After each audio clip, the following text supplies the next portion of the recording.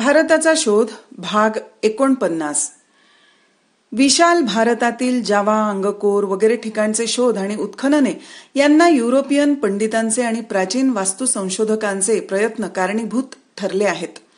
विशेष करून फ्रेंच आणि डच विद्वानांना याचे बरेचसे श्रेय आहे. अद्याप कितीतरी मोठमोठी पुरे, पट्टण, मोठमोठे अवशेष शोधून उकरून काढायचे राहिले असतील आणि दुःखाची गोष्ट अशी की अवशेष असलेले मलायातील भाग खाणी खोदताना किंवा रस्ते बांधण्यासाठी साहित्य पाहिजे म्हणून नष्ट करण्यात आले आहेत आणि महायुद्धाने या विनाशात आणखीनच भर पाडली असेल. काही वर्षांपूर्वी शांतिनिकेतनमध्ये आलेल्या एका थाई म्हणजे सायामी विद्यार्थ्याने थायलंडमध्ये परत जाताना मला एक पत्र लिहिले होते. त्या पत्रात तो लिहितो, या थोर प्राचीन आर्यवर्तात मला यायला मिळाले हे माझे थोर भाग्य आहे. भारत म्हणजे आमच्या आईची आई आहे. भारत मातेच्या प्रेमळ बाहुपाशात माझी मातृभूमी वाढली, लहानाची मोठी झाली. संस्कृतीत आणि धर्मात जे जे उदात्त सुंदर आहे त्या सर्वांवर प्रेम करायला माझ्या मायभूमीला भारत मातेनेच शिकविले. अशा या भारतभूच्या चरणावर माझे शिर भक्ती पुरस्सर ठेवायला सापडले म्हणून मी खरोखरच कृतार्थ झालो. हे पत्र मला विशेष वाटते म्हणून मी सांगतो आहे असे नाही, परंतु आग्नेय आशियातील जनतेच्या मनात अस्पष्ट अशा परंतु कोणत्या भावना भारताविषयी आहेत याची काही कल्पना यावरून येते. आज सर्वत्र संकुचित राष्ट्रीयता वाढली आहे. त्यामुळे स्वतःकडेच फक्त पाहावयाचे आणि दुसऱ्यावर अविश्वास दाखवायचा असा आजकालचा जमाना आहे. आग्नेय आशियातील देशातील लोकांना युरोपियन सत्तेची भीती वाटते आणि तिटकाराही वाटतो, परंतु युरोप अमेरिकेचे अनुकरण करण्याची इच्छाही आहे. हिंदुस्थान परतंत्र असल्यामुळे त्याच्याविषयी एक प्रकारचा त्यांना तिटकारा वाटतो, परंतु हे सारे असले तरी पाठीमागे भारताविषयी मैत्रीची आणि आदराची भावना आहे. कारण जुन्या आठवणी टिकून आहेत व एकेकाळी हिंदुस्थान आपली मातृभूमी होती आणि हिंदुस्थानने स्वतःच्या भांडारातून भरपूर देऊन आपणास वाढविले ही गोष्ट ते विसरले नाहीत. ज्याप्रमाणे ग्रीक संस्कृती ग्रीस पासून निघून भूमध्य समुद्राच्या आसपासच्या देशातून पसरली, पश्चिम आशियात गेली, त्याप्रमाणे भारतीय संस्कृतीचेही परिणाम अनेक देशांवर झालेले आहेत आणि त्या देशांवर या संस्कृतीची पक्की छाप पडलेली दिसते. सिल्वा लेव्ही म्हणतो, इराण पासून चीनी समुद्रापर्यंत, सायबेरियातील बर्फाच्छादित प्रदेशापासून तो जावा बोर्निओ पर्यंत, ऑस्ट्रापियापासून तो सोकार्ता पर्यंत भारतवर्षाने आपल्या धर्मकल्पना, आख्यायिका, कथापुराणे, स्वतःची संस्कृती सर्वत्र फैलावून दिली होती. शतकामागून शतकांच्या दीर्घकालात जगाच्या 1/4 लोकसंख्येवर भारताची पक्की खूण राहिलेली आहे.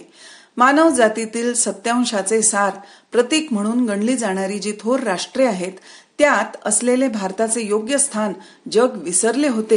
ते योग्य स्थान परत मागण्याचा भारताला अधिकार आहे. हा संदर्भ विशाल भारतासंबंधी संशोधनाची प्रगती 1917 ते 1942 या UN घोसल यांच्या ग्रंथातून घेतलेला आहे. प्राचीन भारतीय कला.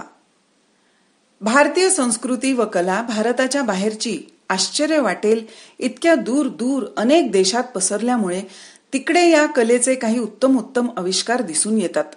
दुर्दैवाने उत्तर हिंदुस्थानातील अनेक पुतळे, मूर्ती वगैरे शिल्पे कामे, अनेक विशाल व भव्य स्मारके काळाच्या ओघात नष्ट झाली. सर जॉन मार्शल म्हणतो, नुसत्या हिंदुस्थानातील भारतीय कलेचा विस्तार लक्षात घेतला तर त्या कलेचा जेमतेम निम्मा इतिहास काय तो कळतो. या कलेचे संपूर्ण स्वरूप समजावून घ्यायचे असेल तर आपण बौद्ध धर्माच्या पाठोपाठ मध्य आशिया, चीन, जपान येथे गेले पाहिजे. तिबेट, बर्मा, सयाम म्हणजे थायलंड या देशात पसरताना या कलेने नवनवीन स्वरूपे कधी धारण केली, नव्याच सौंदर्याचा तिला कसा बहर आला ते पाहिले पाहिजे. त्या कलेचा कांबोडिया आणि जावा येथील अनुपमेय भव्य आविष्कार पाहून छाती दडपते. यातील प्रत्येक देशात भारतीय कलेची भिन्न भिन्न प्रकृतीच्या बुद्धीची गाठ पडली. प्रत्येक देशातील परिस्थिती, वृत्ती, परंपरा जसजशी निराळी आढळली तसतसा भारतीय कलेने स्वतःमध्ये फरक करून घेतला व निरनिराळ्या देशात ती निरनिराळ्या वेशात वावरत असलेली आढळते. संदर्भ रेजिनॉल्ड ले मेच्या सयामातील बौद्ध कला, केम्ब्रिज 1938 यातील हा उतारा UN घोसल यांनी विशाल भारतीय संशोधनाची प्रगती या पुस्तकात दिला आहे, त्यातून येथे घेतला आहे. भारतीय कला, भारतीय धर्म व तत्वज्ञान यांच्याशी इतकी निगडीत आहे की ज्या ध्येयांनी भारतीय मनोवृत्तीवर सतत परिणाम केला आहे त्या ध्येयांची माहिती असल्याशिवाय भारतीय कलेचेही अंतरंग समजणार नाही. संगीताप्रमाणे कलेतही पाश्चिमात्य कल्पना व भारतीय कल्पना यात फार मोठे अंतर आहे. युरोपातील मध्ययुगीन शिल्पकार व कलाकार यांना भारतीय कला व शिल्प अर्वाचीन युरोपियनांना शक्य नाही इतके जवळचे वाटले असते. अर्वाचीन युरोपियन कलावंतांना पुष्कळशी स्फूर्ती युरोपातील नवयुगापासून आणि नंतरच्या काळातून मिळाली आहे. त्यामुळे त्यांना भारतीय कला समजणे कठीण. परंतु मध्ययुगीन युरोपियन शिल्पकारांची व कलावंतांची स्फूर्ती धर्ममय होती, म्हणून त्यांनाच भारतीय कलेचे अंतरंग कळणे शक्य झाले. भारतीय कलेत धर्म प्रेरणा आहे. काहीतरी संसारातीत पारलौकिक पलीकडचे असे काहीतरी आहे. युरोपातील नामांकित ख्रिस्त मंदिरे बांधणाऱ्यांची दृष्टी अशीच होती. या दृष्टीचे सौंदर्य हे नुसत्या रूपावर, आकारावर अवलंबून नाही, ते अंतरंगीच्या भावनेवर आहे. त्या सौंदर्याचा आविष्कार प्रत्यक्ष होताना त्याचे रूप, त्याचा पार्थिव अशा सुंदर होत असला तरी मुळात हे सौंदर्य सत्वांशाचे आहे. ग्रीक नुसत्या सौंदर्यासाठी म्हणून सौंदर्याचे उपासक होते. त्यांना सौंदर्यात केवळ आनंदच मिळे असे नाही, तर सत्यही सापडे. प्राचीन भारतीयांनाही सौंदर्य प्रिय होते, परंतु आपल्या कलाकृतीत काहीतरी अधिक खोल अर्थ आणण्याचा त्यांचा प्रयत्न चाले. जे अंतिम सत्य त्यांच्या अंतःचक्षुस दिसे त्याचेही दर्शन त्या सौंदर्यात, त्या सुंदर कलाकृतीत व्हावे अशी त्यांना उत्कटता असे. भारतीयांच्या परमोच्च आविष्काराच्या कलाकृती पाहून त्या निर्माण करणाऱ्यांचे ध्येय काय होते, कल्पना काय होत्या ते समजत नाही, तरी त्यांचे कौतुक वाटल्या वाचून राहत नाही. परंतु ज्या कलाकृती तितक्या परमोच्च दर्जाच्या नाहीत, त्या पाहून जर कलावंतांच्या मनाशी आपण एकरूप होऊ शकलो नाही, त्यांच्या मनातील कल्पना विचार कळले नाहीत, तर तितका रसास्वाद आपण घेऊ शकत नाही. त्या कलाकृतीतील सौंदर्य कळायला काहीतरी अडथळा होतो असे वाटते. आपल्याला यातील काहीही कळत नाही असे मनात येऊन आपण अस्वस्थ होतो, चिडतो आणि मग आपण शेरा मारतो की या कलावंतांना कला काय ते कळतच नव्हते. कधी कधी आपणास तिटकाराही येतो, बघू नये असेही वाटते. कलेविषयी मला फारसे काही कळत नाही, मग ती पौर्वात्य असो वा पाश्चिमात्य असो. अधिकारवाणीने त्यासंबंधी बोलायला माझी पात्रता नाही, परंतु एखादे चित्र, एखादी इमारत, एखादा शिल्पाचा नमुना पाहून मला आनंद होतो व माझे हृदय उचंबळून एक प्रकारची अननुभूत अशी भावना मी अनुभवतो. कधी कधी नुसते जरा बरे वाटते, कधी मला काहीच न वाटता मी पुढे जातो. कधी मला पाहू नये असे वाटते, तिटकारा वाटतो. माझ्यावर ज्या ज्या प्रतिक्रिया होतात त्या का होतात ते मी नीट सांगू शकणार नाही. कलाकृतीतील गुणांविषयी मी पांडित्य प्रचूर निवेदन करू शकणार नाही. सिलोन मधील अनुराधापूर येथील बुद्धांचा पुतळा पाहून माझ्या मनावर खूप परिणाम झाला होता आणि त्याचे एक चित्र कित्येक वर्षे नेहमी माझ्या जवळ आहे. याच्या उलट दक्षिण हिंदुस्थानातील कोरीव काम व इत्तंभूत कथाप्रसंगांनी भारावलेली प्रचंड मंदिरे पाहून मी अस्वस्थ होतो, मला बरे वाटत नाही. ग्रीक परंपरेत वाढलेल्या युरोपियनांनी ग्रीक दृष्टिकोनातून प्रथम भारतीय कलेचे परीक्षण केले. गांधार आणि सरहद्द प्रांतात ग्रीको बौद्धधर्मी कलेचे नमुने त्यांना पाहायला मिळाले. त्यात काहीतरी ओळखीचे आहे असे त्यांना वाटले. हिंदुस्थानातील इतर सारे प्रकार म्हणजे मूळ ग्रीक कलेचे बिघडलेले रूप आहे असे मत त्यांनी ठोकून दिले. परंतु हळूहळू नवीन दृष्टी आली आणि भारतीय कला स्वतंत्र जिवंत कला आहे. ग्रीको बुद्ध कलेचे नमुने जे गांधार वगैरे भागात सापडले त्यापासून भारतीय कला निघाली असे नसून उलट ते नमुने म्हणजे तिचे एक फिक्कट स्वरूप होय असे मत सुचविण्यात आले. ही नवीन दृष्टी इंग्लंडमधून आली नसून इंग्लंडेतर युरोपातून आली. हिंदी कला किंवा संस्कृत वाङ्मय यांच्याविषयीची गुणग्राही रसग्राही वृत्ती इंग्लंडात न आढळता तदितर युरोपीय देशात आढळावी हे लक्षात आल्याशिवाय राहत नाही. हिंदुस्थान आणि इंग्लंड यांच्यामध्ये जे दुर्दैवी राजकीय संबंध आहेत त्यामुळे ही रसग्राही वृत्ती कितपत मर्यादित झाली असावी त्याचा मनात विचार येऊन पुष्कळदा आश्चर्य वाटल्याशिवाय राहिले नाही. या राजकीय संबंधांचा असा दुष्परिणाम होणे शक्य आहे, परंतु यापेक्षाही अधिक मूलगामी कारणे असली पाहिजेत. कितीतरी असे इंग्रज पंडित, विचारवंत आणि कलावंत आहेत की भारतीय दृष्टी आणि भारतीय आत्मा यांची त्यांना ओळख आहे. त्यांपैकी कितीतरी जणांनी आमची प्राचीन लेणी उजेडात आणायला आणि जगापुढे त्यातील अर्थ मांडायला मदत केली आहे. शिवाय पुष्कळ असे आहेत की ज्यांनी हिंदुस्थानची सेवा केली आहे, हिंदुस्थानशी खरी मैत्री जोडली आहे आणि त्यासाठीच हिंदुस्थान कृतज्ञही आहे. परंतु हे सारे असूनही इंग्रज लोक आणि हिंदी लोक यांच्यामध्ये एक प्रकारचा दुरावा आहे आणि हा दुरावा वाढतच जात आहे.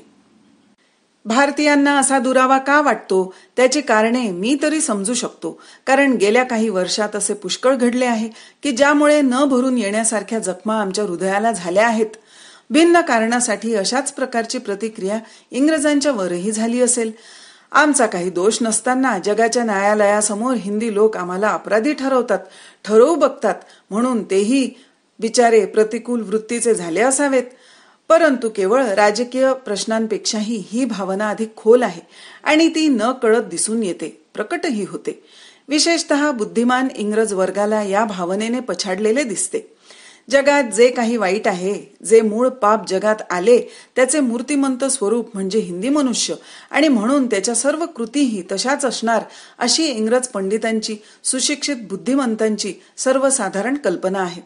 इंग्रजी विचाराचा किंवा इंग्रज बुद्धीचा ज्याला प्रतिनिधी म्हणून समजता येणार नाही अशा एका लोकप्रिय इंग्रज ग्रंथकाराने नुकतेच एक पुस्तक लिहिले आहे.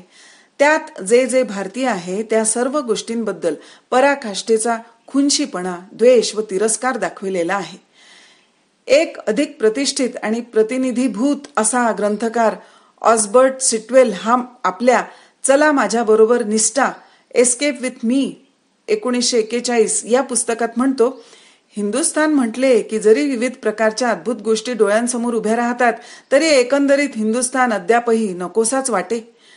तो पुढे आणखी म्हणतो, पुष्कळ वेळा हिंदू कलाकृतींचा बुळबुळीत अर्थ हातात न सापडता निसटून जातो, वीट येतो व त्यामुळे त्यांना वैगुण्य येते.